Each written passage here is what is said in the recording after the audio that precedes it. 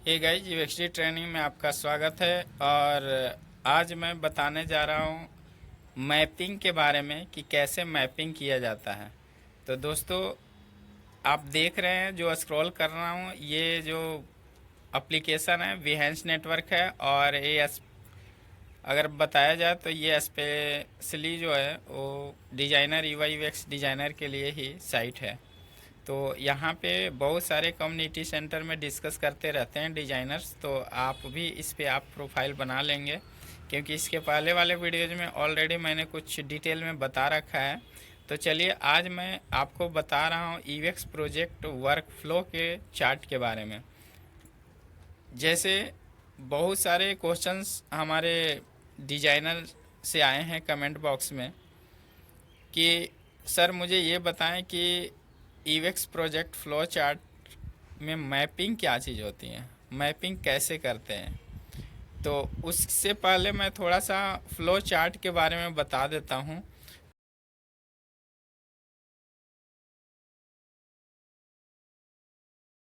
तो सब तो उसका कुछ प्रोसेस होता है ईवेक्स प्रोजेक्ट फ्लो चार्ट का। तो उसको आपको ध्यान देना होगा।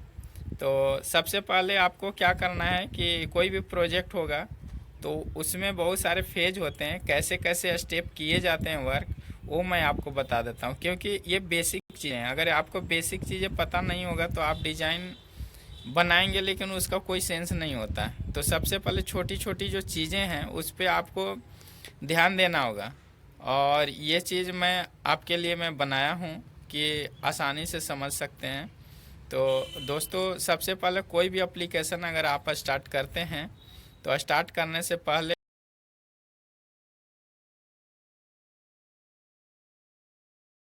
आप गैदर करते हैं। सपोज दैट मान लें कि आपको एक ओला कैब्स का या आपको कैब से रिलेटेड कोई एप्लीकेशन बनाना है या शॉपिंग से रिलेटेड कोई एप्लीकेशन बनाना है, तो डायरेक्ट आप नहीं बना सकते हैं। सबसे पहले आपको ये टारगेट देखना है कि क्या क्या एप्लीकेशंस में फीचर्स होंगे। ऐसा नहीं कि हमारा ओला कैब्स में टोटल जो फीचर्स है वो इसमें भी ऐड करना है, शॉपिंग में जितने फीचर्स हैं वही फीचर ऐड करना है। क्योंकि ये डिपेंड करता है कि आपका एक प्रोडक्ट का स्ट्रेटजी क्या है, किस लेवल पे जा कर के इसको इंड करना है, क्या रिक्वायरमेंट है, क्लाइंट का क्या रिक्वायरमेंट है, और उस पर्सपेक्टिव हम यहाँ पे गैदरिंग इन्फॉर्मेशन करते हैं। तो दोस्तों, मैं गैदरिंग रिक्वायरमेंट की बात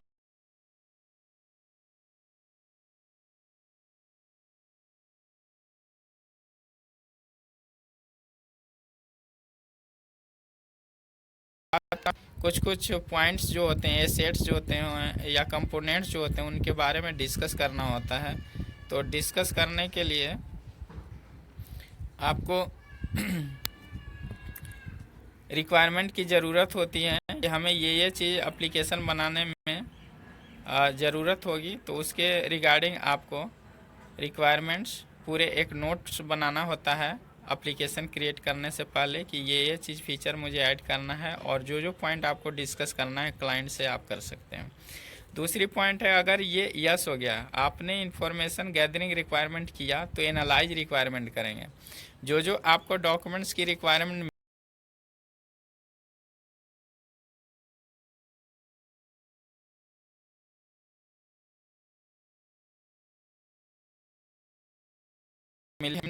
में क्या क्या और चीज़ें हमारी क्वेश्चन होंगी। तो जो जो अगर आपके पास कोई क्वेश्चंस हैं तो आप उसके रिगार्डिंग क्लाइंट से आपको डिस्कस करना होगा, या जो आपका प्रोजेक्ट जिनके हैं उनसे, जो आपके टॉप लेवल मैनेजमेंट है वो बात करेंगे उनसे कि हमें ये चीज़ फीचर ऐड करने के लिए ये क्वेश्चंस हैं, उसके रिगार्डिंग कुछ आपसे डिस्कस करना है। तो ये सारे चीज़ पॉइंट होते हैं। अगर क्वेश्चंस हैं तो यस करेंगे तो आपको और भी गैदरिंग रिक्वायरमेंट्स वहाँ से क्लाइंट से आपको मिलेंगे कि ये इस पॉइंट्स पे ये करना है, इस पॉइंट पे कुछ और करना है।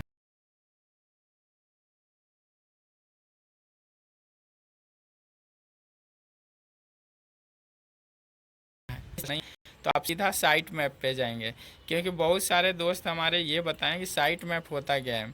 साइट मैप मैं बता देता हूँ कि डिज़ाइन का एक छोटा सा मॉड्यूल होता है जिसमें कोई भी डिटेलिंग नहीं होता है, एक बॉक्स लगा लगा करके अटैच करके और उसको साइट मैप क्रिएट कर देते हैं कि इस स्क्रीन से जब क्रिएट होगा, मतलब लो फिडिलिटी कह सकते हैं। जो वायर फ्रेमिंग का दो डिज़ाइन होता है, एक होता है डिटेलिंग सब दिया रखता है, नेम, रोल नंबर या मोबाइल नंबर, क्लास नंबर जो भी है वो दिया हुआ होता है। बट जो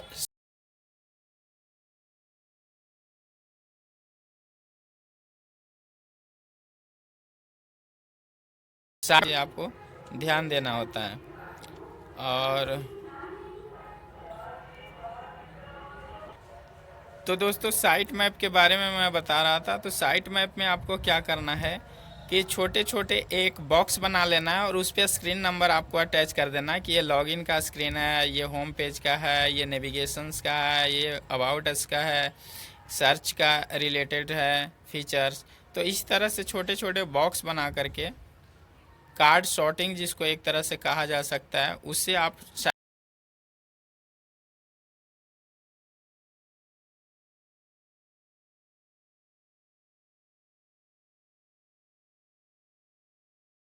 साइट में रीडायरेक्ट होकर के जाएगा। तो ये सारे चीज़ें इसमें होता है। इंफॉर्मेशन आर्किटेक्ट का मतलब होता है इसमें टोटल आर्किटेक्ट क्रिएट होता है कि कैसे कैसे यहाँ पे लिंकिंग होगा। और जो आपका साइट मैप है तो उसमें इंट्रैक्शन आर्किटेक्ट दिखाया जाता है। जब इंफॉर्मेशन आर्किटेक्ट पता चल जाता है कि इस स्क्रीन का लिंक उस स्क्रीन से है, उस स्क्रीन का लिंकिंग कहीं और थर्ड स्क्रीन से है, तो उसके बाद उसका डिटेल वायर फ्रेम बनाते हैं। वायर फ्रेम जब मैं बनाता हूँ तो वायर फ्रेम बनाते समय आपको ध्यान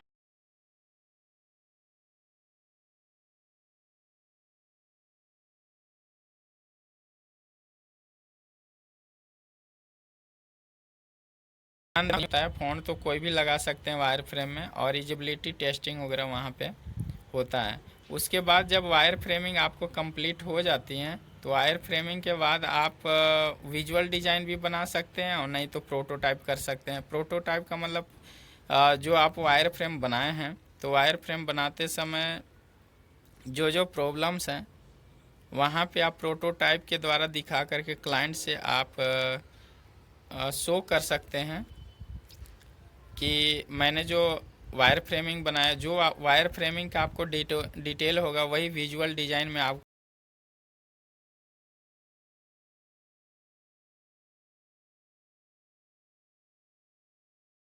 एक्शन दिखा सकते हैं कि जो हमारा टैप करेंगे तो किस तरह का एनिमेशंस होगा। और total animation fade in fade out, ripple effect और डिफरेंट डिफरेंट टाइप का जो slide up, slide down, slide left, slide right, ये जो ट्रांजिशन होता है, इफेक्ट होता है एनिमेशंस का, वो सब यहाँ पे दिखाया जाता है। उसके बाद यूजेबिलिटी टेस्ट सक्सेसफुल होता है। यहाँ पे यूजेबिलिटी टेस्टिंग के लिए क्या होता है कि जो आप एप्लीकेशन वायर फ्रेम पे क्रिएट किए हैं उसको एक बार टेस्ट करते हैं कि ये सही से वर्क कर रहा है कि नहीं। मतलब रियल जैसे कि एप्लीकेशन चलता है, जैसे आप जीमेल चला रहे हैं या Facebook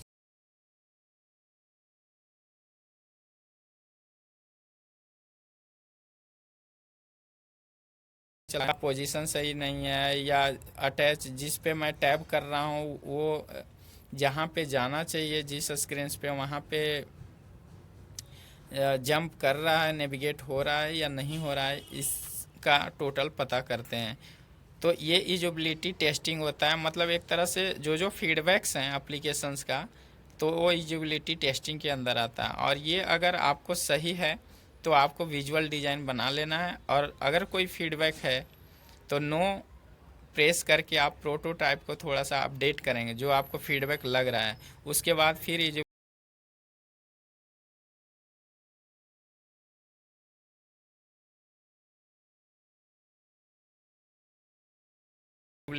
front end development start होगा। विजुअल डिज़ाइन बनाते एक बड़ा पॉइंट है ये भी। तो विजुअल डिज़ाइन बनाते समय क्या क्या चीज़ें ध्यान देना होता है वो मैं आपको बता देता हूँ। फ़ॉन्ट आपको सिलेक्ट करना है, कौन सी फ़ॉन्ट सभी डिवाइस के लिए सेट करेगा, सूटेबल होगा, वो आपको यूज करना है। कौन सी फ़ॉन्ट कहाँ पे रेगुलर होगा, बोल्ड होगा, इटैलिक होगा, क्या फ़ॉन्ट साइज होंगे, उसकी हायरार्की क्या होगा, हेडर होगा तो कितना फ़ॉन्ट साइज होगा, उसका सब हेडर है तो कितना फ़ॉन्ट साइज होगा, और लाइट फ़ॉन्ट कहाँ पे यूज करेंगे, ये सारे के सारे चीज़ आपको ध्यान देना होगा। तो ध्यान देने के बाद मैं आपको और भी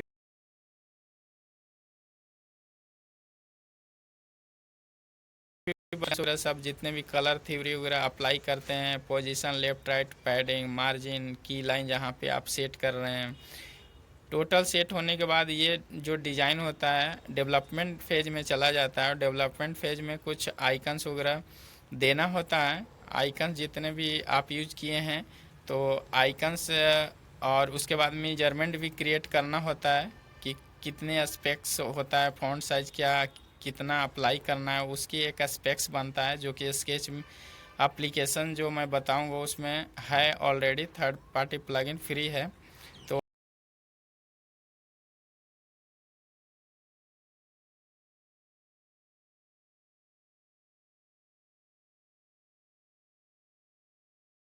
पिक्सल वैल्यू में स्टैंडर्ड होगा या HDPI, MDPI, सारे के सारे चीज़ें उसमें बताएंगे।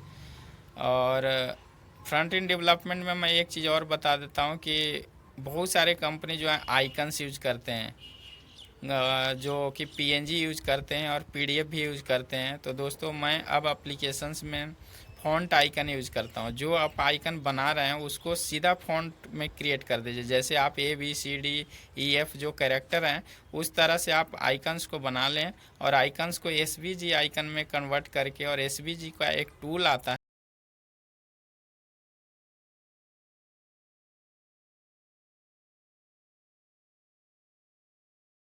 इसे आपने सेट कर दिया H से होम, S से सर्च। तो जो आप कीवर्ड सेट कर दिए हैं उस कीवर्ड को टाइप करने से डायरेक्ट आपका आइकन फ़ॉन्ट के रूप में आपको डिस्प्ले हो जाएगा, और वहाँ पे आप फ़ॉन्ट आइकन यूज कर सकते हैं अपने एप्लीकेशंस में। क्योंकि SVG सपोर्ट नहीं करता है iOS और एंड्रॉयड में। तो क्योंकि वेबसाइट तो SVG सपोर्ट करता है बट PNG हैवी हो जाती है, इसलिए फ़ॉन्ट आइकन जो होता है बहुत दो तीन मतलब 50 किलोबाइट में एक फ़ॉन्ट आ जाते हैं, वन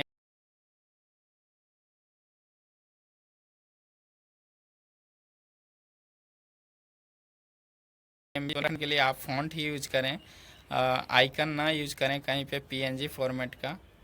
तो सॉरी दोस्तों, यहाँ पे ऐड थोड़ा सा आ जा रहा है इसलिए मुझे प्रॉब्लम हो रही है थोड़ी।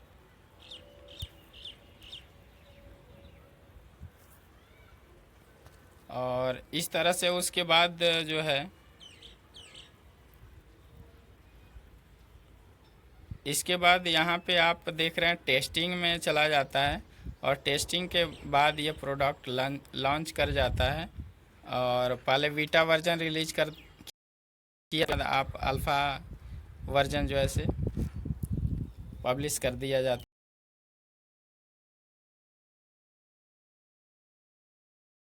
है, पब्लिश कर दिया। तो दोस्तों उम्मीद करता हूँ कि ये वायर फ्रेमिंग का जो प्रोसेस है, UI UX प्रोसेस, ये काफ़ी यूजफुल हुआ होगा आपको। तो प्लीज़ हमारे वीडियोज़ को लाइक करें, सब्सक्राइब करें और लोगों के पास शेयर करें। थैंक्स।